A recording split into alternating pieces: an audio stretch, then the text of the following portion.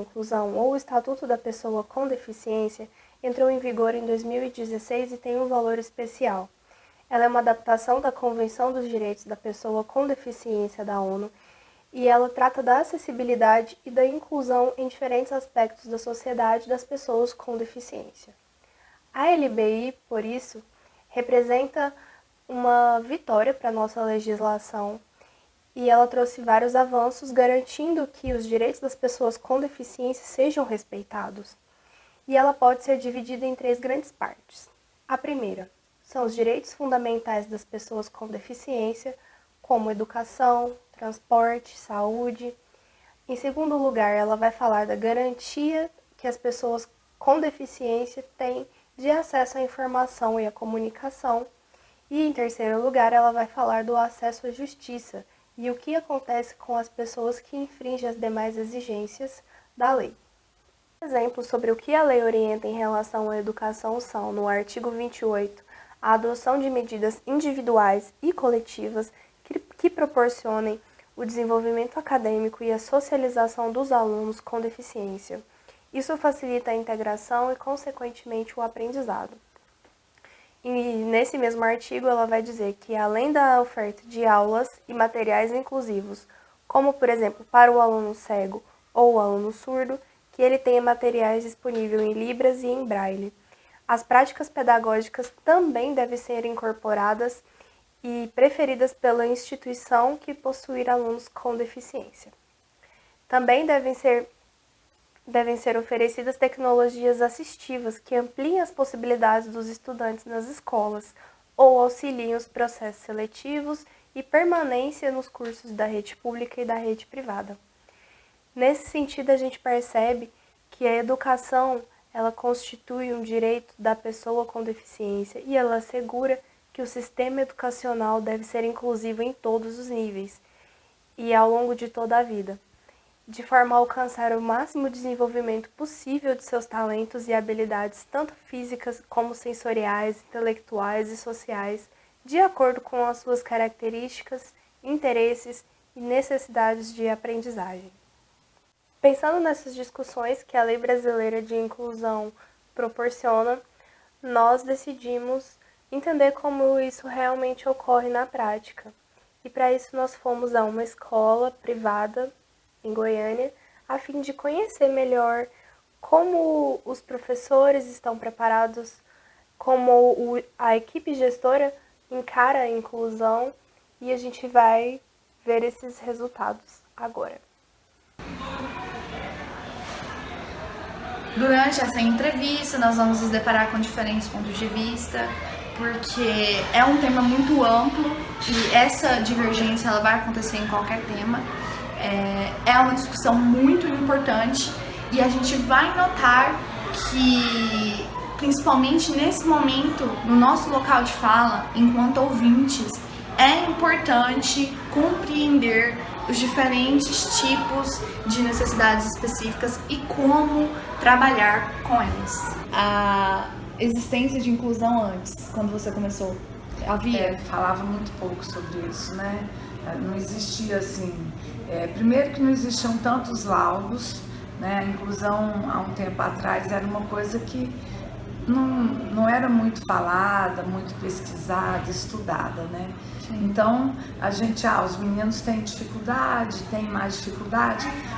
A psicopedagoga auxiliava muito nesse momento, que era, se o aluno tem alguma dificuldade, encaminhava para ela, para ajudar na questão cognitiva somente, mas não existia uma compreensão mais ampla do problema, né? E alguns problemas já eram detectados, como dislexia, disgrafia, mas assim, eram mais limitados os laudos naquela época, né? Você falou que quando era diagnosticado, eles eram encaminhados para uma psicopedagoga. Normalmente esse era o tratamento. Mas havia parceria da psicopedagoga com o professor na sala de aula? Ou era somente algo externo? Não, era externo, né? Mas assim, dependendo do caso, a psicopedagoga vinha na escola, orientava, né? Então tem que ser um trabalho de parceria, mas não de estar dentro da escola. Naquele momento a gente não tinha profissionais dentro da escola para auxiliar os alunos com algum laudo, né? Hoje tem? Hoje tem, quando é preciso, tem, porque hoje tem uma clareza muito maior das dificuldades, dos problemas, né? Essa parte da ciência, da medicina e também da educação avançou muito.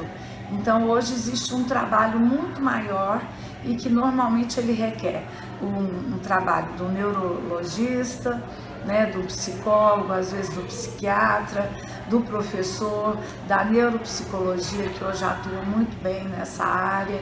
Então, assim, é um leque muito grande de profissionais voltados para os problemas de aprendizagem. Então, hoje os resultados também são melhores, principalmente por conta das leis de inclusão, né? Então, no estado, existem profissionais que trabalham dentro da escola para acolher e dar o suporte necessário às crianças e adolescentes com laudo. E nas escolas particulares, dependendo do caso também, você precisa de um profissional, né? Se são casos mais severos, às vezes de um problema cognitivo e também de motor, de coordenação motora, né? Então você precisa de um profissional que auxilie essa criança. Mas nem sempre. Hoje em dia é muito comum déficit de atenção, hiperatividade.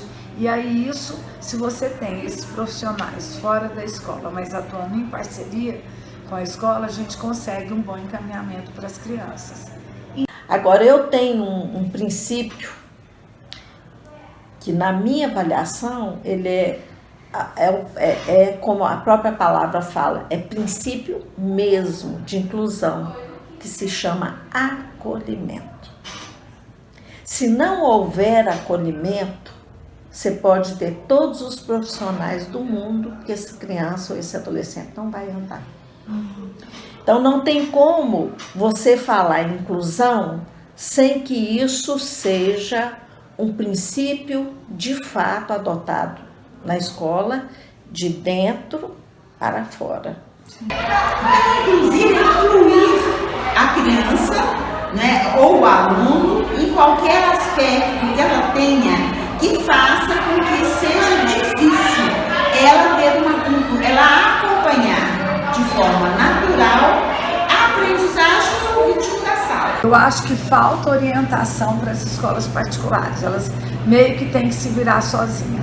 E o que a gente vê hoje de real é que a maioria das escolas particulares não aceita e não enfrenta um aluno de inclusão, principalmente crianças com dificuldades maiores, né? Assim, a gente recebe aqui vários e vários pais que falam: eu fiz uma peregrinação pela cidade, nenhuma escola me aceitou. E como é proibido por lei, eles usam muito aquela ideia de que não tem vaga, né? Já preencheu as vagas e tal, para não matricular essas crianças. A escola aqui, a gente trabalha com isso há muitos anos. Então, o que acontece? Muitos psicólogos, muitos psiquiatras indicam esses meninos para cá. Os pais vêm com muita carência, com muita necessidade de acolhimento, porque já passaram por situações difíceis. Mas tem muitas escolas particulares hoje que estão preocupadas com isso, que acolhem, que estão fazendo um bom trabalho, né? Eu acho que está avançando na escola particular, tá? Eu vejo que ele tem, na verdade, ele tem pavor do pai dele, já percebi. Quando é a mãe, ele, sabe, acho que o que ele não pode fazer com o pai, ele desconta na mãe, que eu já vi, né? E ele, quando fala assim, vou ligar pro seu, alguém fala assim, vou ligar pro seu pai, chama seu pai, ele já fica transtornado. Então, não sei como lidam com essa situação. Fala-se muito de inclusão, mas são poucos mesmo, porque eu vejo aqui é diferente, aqui já abraça, sabe? Não é porque trabalha aqui não. Muitos alunos? Tem, com autismo, tem com TOD, tem uns que tem muitos, a maioria déficit de atenção, muitos mesmo. E eu acredito que não só o déficit de atenção, as crianças, elas são muito carentes de carinho mesmo, de atenção. Às vezes, sim, porque os pais, eu falo porque os pais vivem assim em busca do trabalho, né, da vida ideal, né, financeiramente, mas acho que esquece o básico. sabe, pegar o filho no colo, mesmo que ele acesso assim, sabe, toque, porque eu falo porque eu sou assim, eu fui assim com meus filhos, hoje eu tenho filhos adultos já, né, 21 e 20 anos, e eu deixava de lavar as vasilhas para brincar com eles, porque eu lia muito na época, olha que eu não era da área, eu lia muito, e eu acho que a criança, na verdade, ela pede socorro, e aqui na escola, é onde que tá ficando a responsabilidade da escola é essa, que é na casa, que ele encontra na casa dele, ele encontra aqui com a gente. Eu recebi muito abraço aqui, gente, que é muito gostoso. Isso é muito importante, os colegas aceitarem, né, conviverem como iguais mesmo, trazerem para junto, conversarem, participar dos jogos, das festas, das brincadeiras, né? Isso é o grande desafio, porque nós somos adultos, professores, direção, coordenação, a gente entende melhor e cria condições para que ele acompanhe cognitivamente. Mas e as relações sociais, como é que ficam? Então isso é uma coisa que tem que ser muito bem trabalhada na escola, né? E aí você não vai trabalhar e não vai conseguir isso só falando da inclusão.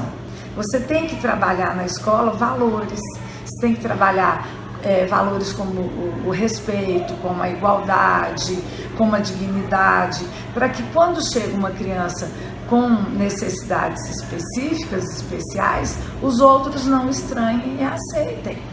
Agora, entender a realidade também é muito importante, como eu falei, não tem um manual, você pega o manual e engessa a criança, não, né? É claro que tem as orientações, quanto mais a gente souber estudar sobre isso melhor, mais a gente vai estar capacitado para lidar, mas precisa também da sensibilidade, do olhar do professor para aquele menino e entender todo o seu potencial e as suas limitações, né?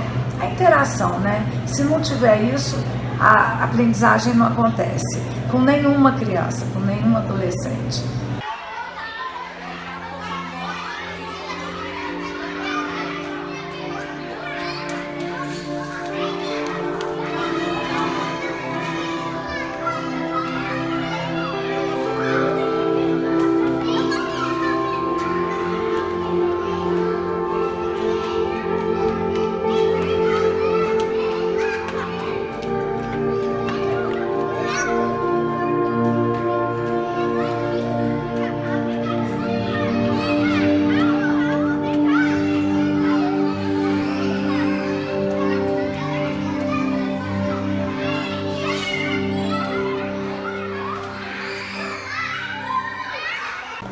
Agora nós iremos entrevistar um adulto que quando foi aluno necessitava ser incluso e não foi. Ele vai nos contar como, o que faltava na época e o que falta agora, porque hoje ele é um professor de educação física e ele se depara com alunos com necessidades específicas e ele vai nos contar sobre o seu relato, sua experiência de vida, para compreendermos mais ainda como é esse processo de dentro para fora. A gente queria que você contasse seu relato como um aluno que precisou de inclusão e se você teve, como é que foi, como é que você se sentiu em sala de aula. Quem conta isso? Primeiro, vou desmistificar um pouco a questão da inclusão do meu ponto de vista. É uma coisa que eu até falo muito com a Maria Eduarda sobre isso, já que ela está entrando nesse caminho de ser professor. Acho que a gente como ser humano, a gente se encaixa em mais ou menos 3 padrões. Vou levando na brincadeira, a gente é meio doidinho, doidão. A gente tem que descobrir qual dessas categorias a gente se encaixa. Isso é lógico, em termos de zoação, de brincadeira. Eu sou hiperativo, tenho déficit de atenção. E durante meu período escolar, foi uma situação muito difícil, porque eu me sentia desconectado daquele ambiente, né, de tanto conteúdo e tal. Acho que a educação, de um modo geral, no Brasil, eu não sei como ela funciona mundialmente, ela é deficitária, porque nós, como seres humanos, todo mundo tem algum tipo de dificuldade diferente. Então a educação, ela meio que entra num campo muito específico, só conteudista, ela não abrange para tudo aquilo que o ser humano necessita, né, nas suas diretrizes de um modo geral. Eu apenas sou um hiperativo e tenho déficit de atenção. Agora, sempre tive habilidades motoras extremamente pulsantes, sempre aprendi esporte com uma facilidade. Eu aprendi a tocar violão, cantar, compor, tudo sozinho, sem nenhum professor. Então, meu cérebro teve sempre uma função diferente. Por exemplo, dentro de sala de aula, eu ia muito mal em matemática, física, biologia, suponhamos. Aí, numa prova de redação, que eu tinha facilidade, eu tirava 10, entende? Então, é como se ele funcionasse de uma forma diferente. Então, o que eu acho? Nós todos, os seres humanos, nós todos somos diferentes. A gente precisava descobrir o que cada um tem, e como existe sempre um preconceito em relação a isso, as pessoas estão pouco dispostas a se colocarem à disposição de uma melhora, de uma mudança. Então a gente rotula aqueles que aparentemente apresentam uma dificuldade maior no seu período de infância, adolescência. É claro que existem casos mais difíceis e mais graves, né? E a gente precisa ter atenção em cada situação específica. Existem N dificuldades, né? E quando eu falo de dificuldade proporcionalmente de cada pessoa, existe gente que às vezes é muito intelectual no sentido cultural de informação, né, cognitiva, de pego muita coisa dentro de sala de aula, mas a pessoa tem dificuldade social nas relações, às vezes um estado depressivo. A gente não conhece o ser humano como um todo. Então eu acho que existe ainda, a gente ainda vive muito, a informação sobre isso ainda é muito deficitária. A gente pensa muito pouco sobre isso ainda. É muito mais profundo do que é abrangido. Como se fosse simplesmente uma coisa conteudista, de vamos incluir para os estudos. Não, a vida é muito mais profunda que isso, e as pessoas precisavam, de um modo geral, se atentar como indivíduo para as suas dificuldades, então entender a sua dificuldade, transformar isso é muito mais abrangente do que a própria inclusão em sala de aula. Inclusão em sala de aula é um dos pontos que eu considero muito importantes nesse processo de inclusão. E a minha experiência foi muito difícil. Eu reprovei 2 vezes, eu demorei para formar muitos anos. Hoje eu sou professor de educação física, sou formado em licenciatura, atuo já há muitos anos, mas essa dificuldade me trouxe um olhar bonito e crítico em relação à educação, mas um olhar mais bonito ainda para cada criança, que eu consigo observar as dificuldades, os medos, as inseguranças. Então eu acho que é um campo muito mais profundo de discussão. Inclusão ainda eu nem gosto muito dessa palavra, porque eu acho que nós todos, como seres humanos, a gente precisava de ter mais profundidade para poder discutir sobre isso. Agora, a educação precisa ser para todos, mas o mais importante é que o mundo precisa ser para todos, que a gente possa ter, de um modo geral, essa compreensão das diferenças entre as pessoas e saber respeitá-las. Todo mundo é diferente, só isso. E como você acha que, com a sua experiência, como isso mudou com o seu olhar para as crianças, principalmente as que precisam de um pouco mais de atenção? Mudou muito, claro. O meu olhar para elas é de muito afeto, a minha percepção com relação a isso, ela é extremamente aguçada. Como eu falei, a funcionalidade do meu cérebro, em função das dificuldades cognitivas de atenção, de parar quieto, de olhar para um quadro, isso sempre, de alguma forma, me trouxe dificuldades, mas isso me trouxe alguns benefícios, foi de abrir essa percepção. Vou dar um exemplo bem breve e rápido. Eu dou aula de música também, e aí umas crianças que eu dei aula, eu trabalhei dentro de sala de aula de uma maneira coletiva, eu trago todo o conteúdo, escrevo, peço para eles reescreverem, depois, esse é um exercício simples, peço para escrever novamente, e quando eles falam, tio, mas eu vou errar, eu falo, não, é para errar mesmo, o objetivo é esse, errar, e a gente vai discutir sobre o erro e reconstruir. E aí o envolvimento é muito grande, porque eles perdem o medo, eles perdem essa ideia de que a educação ela passa por um viés de você, sabe, essa coisa dura. E aí a gente constrói coletivamente o conteúdo e é maravilhoso, assim, isso é maravilhoso. Então eu acho que, voltando àquilo que eu disse, traz um olhar, claro, mas eu acho que a educação ainda é muito deficitária no sentido da amplitude do que realmente deveria ser o conhecimento para as crianças, para os adolescentes, para nós como adultos. O ser humano precisa aprender sempre, a gente é adulto inclusive muito. E qual você acha que é a sua meta enquanto profissional de educação física? O que você acha que o professor de educação física tem enquanto objetivo para melhorar esse ambiente? Sim. Primeiro eu vou falar, novamente, vou usar minha experiência pessoal. Depois que eu passei, eu faço natação todos os dias. Depois que eu passei a nadar todos os dias, eu pratico musculação, eu nado, eu jogo futebol, isso me traz uma tranquilidade, isso me traz uma saúde mental e física bem bacana, que me proporciona ter mais direção, mais concentração, mais disciplina, como se me incluísse melhor dentro do campo de trabalho, do campo de... Então eu acho que o esporte ele é fundamental, não só nessa questão social, coletiva, que ela é muito hoje falada sobre isso, mas principalmente no sentido fisiológico mesmo, de me trazer uma reorganização. A música, ela é um espaço ainda extremamente mal pensado no sentido educacional, porque ela é uma ferramenta brilhante para esse mistério que é não só a educação de sala de aula, mas que é a educação do ser humano como um todo. E é pouco explorado, né? Muito pouco. Tem poucos estudos. Eu nunca ouvi falar em relação a estudo musical para pessoas que necessitam ser inclusas. Sim.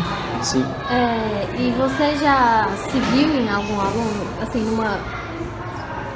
específico mesmo? Hoje em dia, em quase todos.